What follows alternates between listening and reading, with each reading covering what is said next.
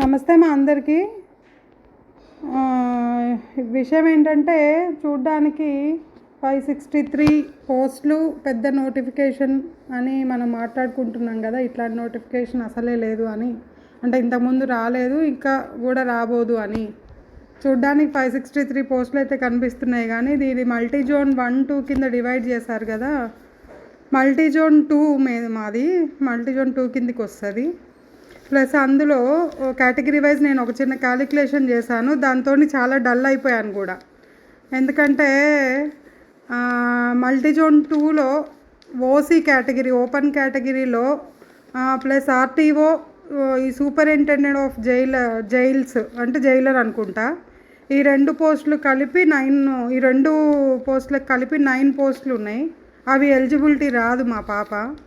Open ఓసీలో multizone 2లో 110 పోస్టులు ఉన్నాయి మొత్తం ఓసీ కేటగిరీ కింద.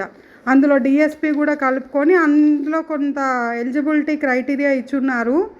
అవన్నిట్లో కూడా ఎలిజిబుల్ ఉంటుందని అనుకొని డిఎస్పి కూడా కలిపి 110 పోస్టులు ఉన్నాయి.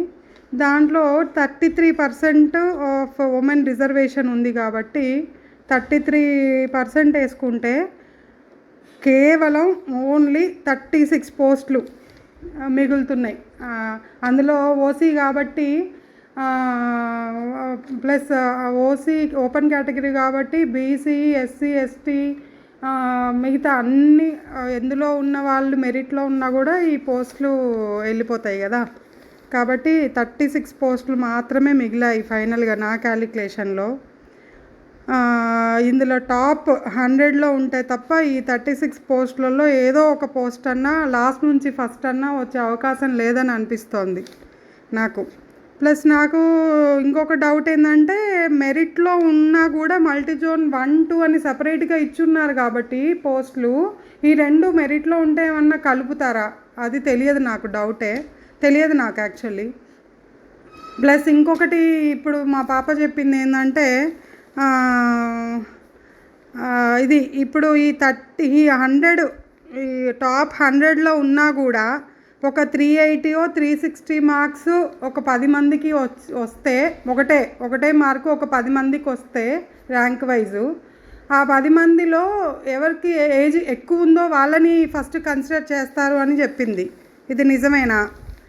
అట్లంటే ఇంకా మా లాస్ట్లో ఉంటుంది మా పాప. ఎందుకంటే అందరికంటే ఇది ఫస్ట్ అటెంప్ట్ కదా, ఫస్ట్ ఇయర్, ఇది ఫస్ట్ నోటిఫికేషన్, ఫస్ట్ రాయడం అనమాట గ్రూప్ 1 కాబట్టి అందులో కూడా వెనక్కి వెళ్ళిపోయే ఛాన్సెస్ ఉంది. ఇవన్నీ క్యాలిక్యులేషన్స్ వేసుకుంటే ఒకసారి భయం వేసింది, ఒకసారి భయం అయిపోయి ఇంకా డల్ అయిపోయాను. ఎందుకంటే టాప్ 100 అంటే ఇంత 21,000లో టాప్ 100లో ఉండాలి. నాకు అర్థమైంది ఏంటంటే అన్నిటికంటే ఫస్ట్ రిజర్వేషన్ ఏంటంటే మెరిట్లో ఉండడం, అంతే. మెరిట్ తప్ప ఇంకే రిజర్వేషన్ లేదు మాకు. కాబట్టి ఇది విషయం. కాబట్టి ఎప్పుడు ఇచ్చినా కూడా ఇంకా అంత స్ట్రెస్ ఇదన్నీ అయ్యే పనులాగా లేవని అనిపించింది. ఎప్పుడు రిజల్ట్స్ ఇచ్చినా కూడా ఇంతేనేమో, ఈ టాప్ 100లో ఉండాలంటే ఇంత కాంపిటీషన్లో చాలా కష్టం కదా అని అనుకుంటున్నాను నేను. ఇంకా గ్రూప్ 2 అంటారా, 2-3 కూడా రాసింది. 2 అంటారా తక్కువ పోస్టులు ఉన్నాయి, ప్లస్ కాంపిటీషన్ ఎక్కువ ఉంది. 2-3 చాలామంది చాలా సీరియస్గా అటెంప్ట్ చేస్తున్నారు. 2 రూల్డ్ అవుట్ మా క్యాలిక్యులేషన్ ప్రకారం. ఇంకా 3 వరకు వస్తే ఈ 1-2లో ఫిల్టర్ అయిపోయి ఉన్న వాళ్ళు ఎవరైనా, ఫిల్టర్ అయిపోయి మెరిట్లో ఉన్న వాళ్ళు వీళ్ళంతా ఫిల్టర్ అయిపోయి ఇంకా 3కి ఏమన్నా ఛాన్స్ ఉందో లేదో తెలియదు. అది కూడా ఇప్పుడు అప్పుడే అయ్యే పనిలాగా లేదు. ఎందుకంటే 1 అయిపోవాలి, 2 అయిపోవాలి, తర్వాత కదా 3 రిజల్ట్స్, దాని పోస్ట్ రిక్రూట్మెంట్స్ ఇవన్నీ ఇచ్చేది. ఇది నా క్యాలిక్యులేషన్ కరెక్టేనా ఒకసారి కామెంట్ చేయండి.